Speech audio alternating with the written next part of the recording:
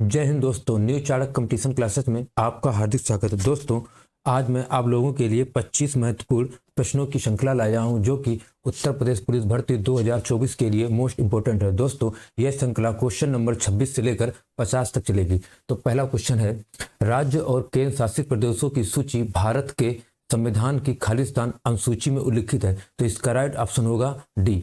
बच्चों, अगर पहली अनुसूची की बात की जाए तो पहली अनुसूची में केंद्र शासित राज्य और राज्यों की बात की गई और दूसरी अनुसूची में वेतन की बात की गई और संविधान की तीसरी अनुसूची में शपथ के बारे में जानकारी दी गई और चौथी अनुसूची में राज्यसभा में सीटों से आवंटन से संबंधित है।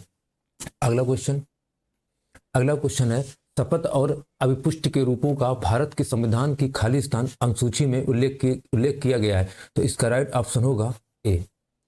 अगला क्वेश्चन है, जब संविधान को पहली बार अपनाया गया था तब इसमें कितने अनुच्छेद थे? तो इसका राइट ऑप्शन होगा ए। 395 अनुच्छेद से 8 अनुसूचियां थी और भाग की बात की जाए तो बच्चों 22 भाग हुआ करते थे।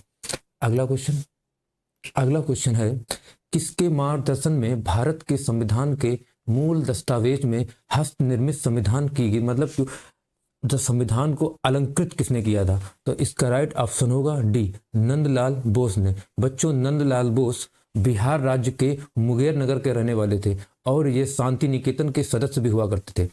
अगला क्वेश्चन है, संविधान के संदर्भ में निम्नलिखित में कौन सा कथन सत्य है? तो पहला, उनके पास केंद्रीय जांच ब्यूरो को तलाशी और जब्ती करने के लिए प्राधिकृत करने का अधिकार है। तो सही है।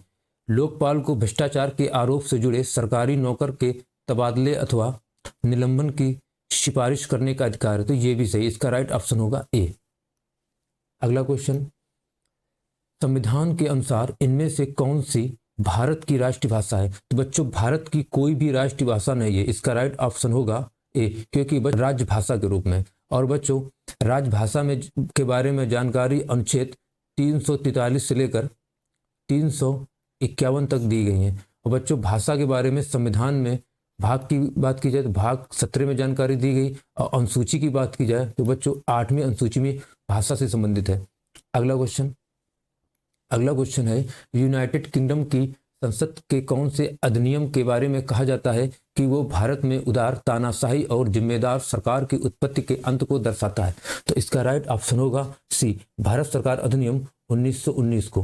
बच्चों, इसे मॉन्टेग्यू चेम्सफोर्ड सुधार के नाम से भी जाना जाता है और इसी अधिनियम के तहत भारत में पहली बार महिलाओं को मत देने का अधिकार भी दिया गया था।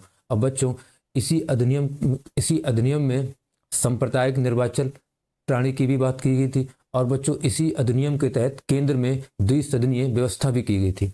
अगला क्वेश्चन है, खालिस्तान को भारत राजतंत्र को समाप्त करने वाला राष्ट्रमंडल का पहला देश बन गया। हालांकि इस निर्णय के बावजूद उसने कॉमनवेल्थ की सदस्यता जारी रखी। तो इसका राइट ऑप्शन होगा सी, 26 जनवरी 1950।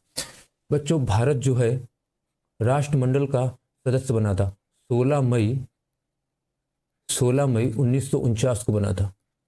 बच्चों, राष्ट्रमंडल की बात की जाए वर्तमान में इसमें कुल 56 सदस्य हैं राष्ट्रमंडल में, जिसमें 55वां सदस्य जो है गैब्रोन है और जो 56वां सदस्य है वो बना है टोगो। ये सदस्य 2022 में बने हैं। अगला क्वेश्चन, खालिस्तान ग्रैनविल ऑस्टिन द्वारा गढ़ा गया एक शब्द है जिसका अर्थ है एक ऐसी व्यवस्था जो मजबूत केंद्रीय सरकार को जन्म देती है, लेकिन इसका मतलब यह नहीं है कि इससे प्रदेशों की सरकारें जो केंद्रीय नीतियों का कार्यान्वयन करती हैं कमजोर पड़ जाती। उदाहरण स्वरूप भारत एक सहकारी संघवाद। इसका राइट ऑप्शन ए होगा। अगला क्वेश्चन है, भारत के संविधान की मूल हस्तलिखित कॉपी कहाँ रखी गई है? इसका राइट ऑप्शन होगा सी, संसद की लाइब्रेरी में। अब बच्चों, इसकी दो कॉपियां थी, एक तो हिंदी में मूल कॉपी थी और एक इंग्लिश में लिखी गई। दोनों जो मूल प्रतियां हैं संविधान की वो संसद की लाइब्रेरी में एक हीलियम से भरे हुए कांच में रखी गई हैं। अगला क्वेश्चन है, खालिस्तान ने पहली बार विधायिका में द्विसदनीय व्यवस्था लागू की। तो इसका राइट ऑप्शन होगा ए, भारत सरकार अधिनियम 1919।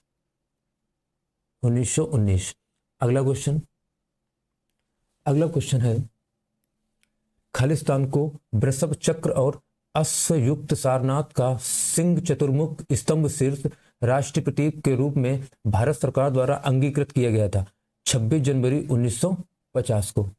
अगला क्वेश्चन है भारत के संविधान का अनुच्छेद 66 किससे संबंधित है? तो इसका राइट ऑप्शन होगा बी, राष्ट्रपति का चुनाव से संबंधित है।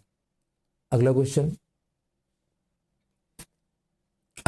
है भारतीय संविधान की खालिस्तान भारतीय गणराज्य की आधिकारिक भाषाओं की सूची प्रदान करता है।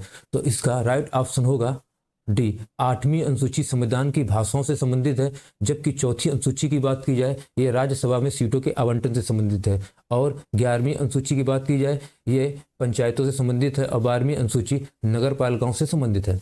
अगला क्वेश्चन है भारतीय संविधान में कानून बनाने की निर्धारित प्रक्रिया काफी हद तक के संविधान से प्रभावित है। तो इसका राइट ऑप्शन होगा जापान, सी। तो ऑप्शन ए, दक्षिण अफ्रीका से बच्चों संविधान संशोधन लिया गया है, जर्मनी से राष्ट्रीय आपात के बारे में राष्ट्रीय आपात लिए गए, और संयुक्त राज्य अमेरिका से मूल अधिकार लिए गए हैं। अगला क्वेश्चन, भारत की संविधान सभा की संघ शक्ति समिति के अध्यक्ष कौन थे? तो इसका राइट ऑप्शन होगा डी, जवाहरलाल नेहरू हुआ करते थे। अगला क्वेश्चन है भारत के संविधान के मूल दस्तावेजों को खालिस्तान द्वारा हाथों से लिखा गया। तो इसका राइट ऑप्शन होगा सी, प्रेम बिहारी नारायण रायजादा द्वारा लिखा गया था। अगला क्वेश्चन, भारत के संविधान में कुल कितने भाग हुआ करते थे? बच्चों भारत के संविधान में कुल 22 भाग है। अगला क्वेश्चन, भारत एक धर्मनिरपेक्ष राष्ट्र है, इसका राइट ऑप्शन होगा सी। नेक्स्ट क्वेश्चन, धर्मनिरपेक्षता का अर्थ क्या है? बच्चों धर्मनिरपेक्षता का अर्थ है कि राज्य सरकार द्वारा किसी धर्म को स्वीकार ना करना, इसका राइट ऑप्शन होगा सी। अगला क्वेश्चन, भारत एक गणतंत्र है, इसका अर्थ है कि भारत में वंशानुगत शासन नहीं है, यहाँ पे भारत का जो प्रमुख है वो जनता द्वारा चुना जाता है, इसका राइट ऑप्शन सी होगा।